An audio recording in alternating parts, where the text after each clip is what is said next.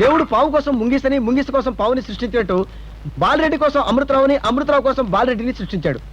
వాళ్ళిద్దరూ పాత కక్షలతో ఒకే ఊళ్ళో ఎదురెదిరిలో ఉంటూ రారా కుక్క రా.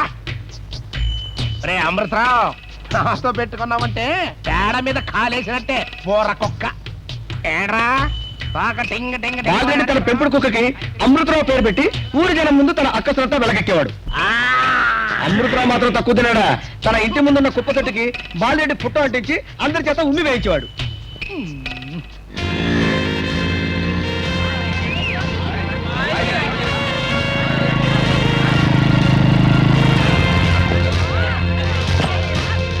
Welcome to university campus madam. Scooters, cycles అన్ని పార్కింగ్ ప్లేస్ లో పెట్టమని చెప్పు. ఇది కాలేజ్, లవర్స్ పార్క్ కాదు. అందరిని పిలిచి వార్నింగ్ ఇవ్వండి. ఇక్కడైనా ఓ సంవత్సరం పాటు పనిచేస్తుంది అనుకున్నాను. 3 నెలల ముచ్చటే. స్టూడెంట్స్ కి మనం వార్నింగ్ ఇవ్వటమా? అయిపోయినట్టే. అశ్విని గారు, ఎంత అన్యాయం! మిమ్మల్ని ట్రాఫిక్ నుంచి యూనివర్సిటీకి ట్రాన్స్ఫర్ చేశారా? అక్కడ అందరూ పోకిరి వెధవాలండి. నేను ఒకటే చదివా. నేను అలాంటి వాడిని కాదండి.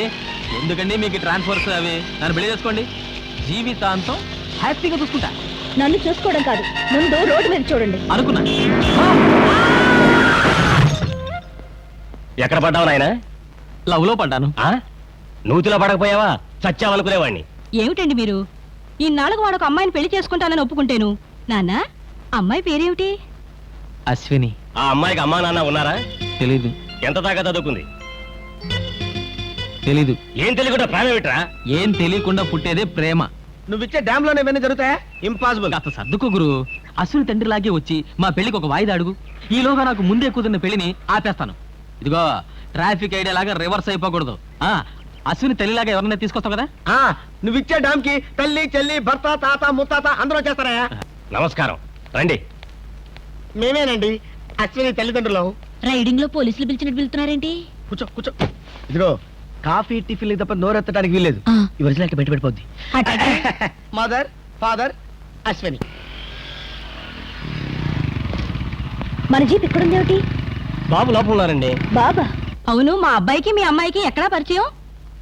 కంపెనీ అంటే పాలా? మీ అమ్మాయి పోలీసు ఉద్యోగం చేస్తుందన్నారు, మరి వంట పని అది? అడగకుండానే సోడాలు తెచ్చుద్ది, చెప్పకుండానే చిలకలు చుట్టించదండి. పెళ్ళాం గారు, తమరు కొంచెం నోరు మూస్తారా? మా అమ్మాయి గురించి నేనేం చెప్పుకోకూడదు కానండి. మా అమ్మాయికి నేనంటే ఎంతో గౌరవం, మర్యాద, భయం. నేను ఇంట్లోకి అడుగు పెట్టానంటే మనిషి గడ్డ గడ్డ గడ్డ గడ్డ గడ్డ గడగడ. మీ కూతురు అశ్విని గురించి చెప్తున్నారా?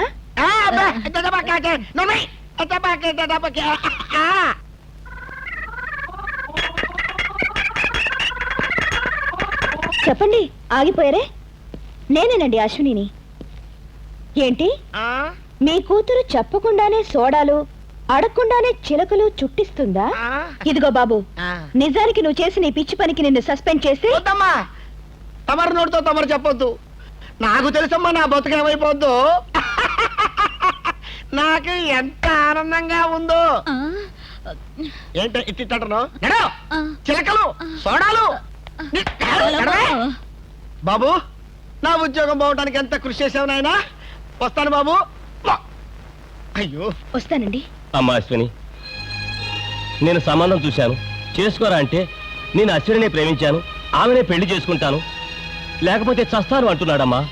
నీలాంటి అమ్మాయి మా ఇంటి కోడలుగా వస్తానంటే మాకంతకంటే కావాల్సిందేముందమ్మా? ప్రేమించే తీరిక, పెళ్లి చేసుకునే ఆలోచన నాకిప్పట్లో లేదండి. ఇప్పుడు టైం లేదని చెప్పింది కానీ పెళ్లి చేసుకోనని చెప్పలేదు కదా. నమస్తే మేడం, రేపు సాయంత్రం మా వరల్డ్ బాయ్స్ అసోసియేషన్ ఫంక్షన్ ఉంది, మీరు తప్పకుండా రావాలి మేడం. స్టూడెంట్స్ ఫంక్షన్ కి నేను వచ్చి ఏం చేస్తాను? కాస్త రిలాక్స్ అయినట్టుగా ఉంటుంది, రండి మేడం. ఓకే. ఎరా ఏంటి చందు కోటేదని క్యాన్వాస్ చేస్తున్నట? మీ రౌడీస్ ఇంకా చల్లదు. మీరు కొట్టినా చంపినా సరే ఈ హాస్టల్లో స్టూడెంట్స్ ఎవరు మీకు ఓటైరు. 2 రోజులు మన గ్యాంగ్ హాస్టల్లో ఉండి క్లాస్ తీసుకుంటే ఓట్లన్నీ మనకే పడతాయి. మా శేఖర్కి ఓటు వేస్తే దుష్ట రాజకీయాల్ని కాలేజీ నుండి పారదోలుతాం, లైబ్రరీలో పుస్తకాల్ని పెంచుతాం, అరే మా చందుకి ఓటేస్తే కొత్త సినిమా రిలీజ్ అయిన ప్రతి శుక్రవారం హాఫ్ డే సెలవు ఇప్పిస్తాం. మా చందుకి ఓటేస్తే Chiranjeevi cinema advance booking counter ఏకంగా కాలేజీలోనే ఓపెన్ చేయిస్తాం.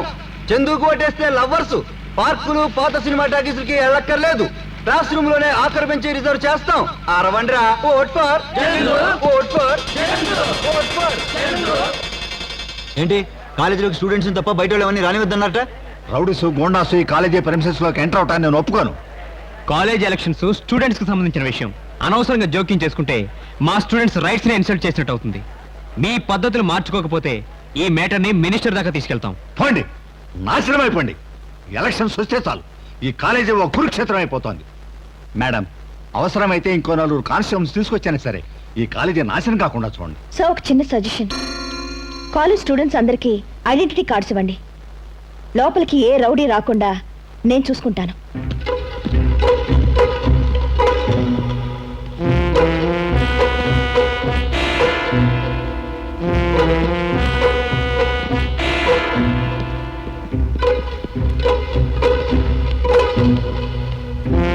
ఐడెంటిటీ కార్డ్ ఇది. మనకు అలవాట్లేదు. ఏ క్లాసు? తెల్వదు పో.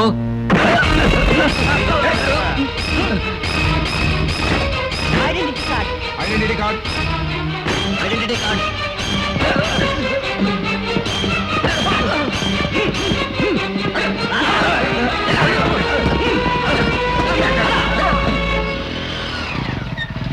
ఎలక్షన్ పూర్తయ్యేంత వరకు స్టూడెంట్స్ ని తప్ప ఎవరిని లోపలికి వదలొద్దు. Okay madam. నువ్వెక్కడున్నావేంటి? 5వ 10వ తీసుకుని రౌడీని లోపలికి వదిలేద్దావనా? నో మేడం, ఇన్నాళ్ళు కడుపు కోసం మనస్సాక్షిని కిందకి దాచుకున్నాను. మిమ్మల్ని చూసిన తర్వాత కాకి బట్టల విలువేంటో తెలిసింది. నన్ను మన్నించండి మేడం. ఊరికే మాటలు చెప్తే చాలదు, ప్రూవ్ చేయాలి.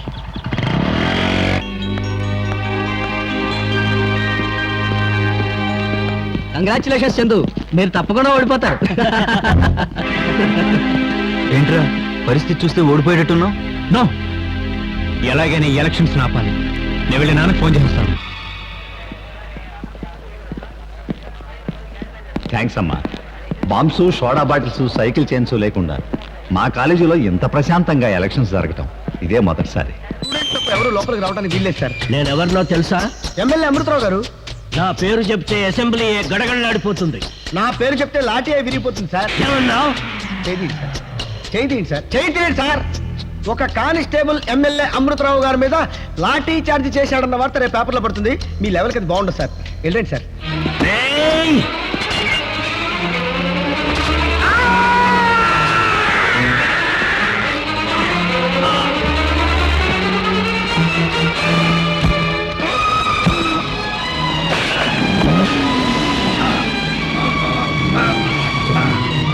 బాబుకి ఏమైంది?